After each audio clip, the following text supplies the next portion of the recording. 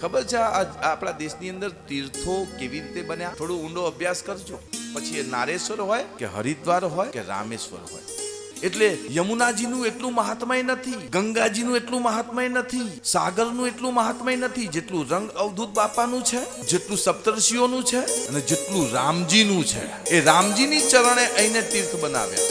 એ સપ્તર્ષિઓની ચરણ હરિદ્વાર બનાવ્યું. ગંગાજી તો આગળથી આવે છે ને. હરિના ચરણ પડ્યા, હરકી પૌડી, પછી તીર્થ બન્યું ને.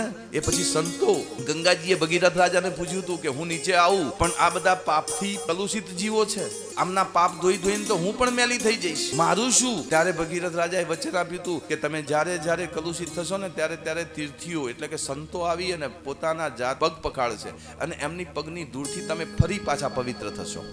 જે પણ તીર્થો છે ને ત્યાં ત્યાં તીર્થી એટલે કે મહંતો સંતોના ચરણ પાદુકા પડીને એ જ જગ્યાઓ તીર્થો બન્યા.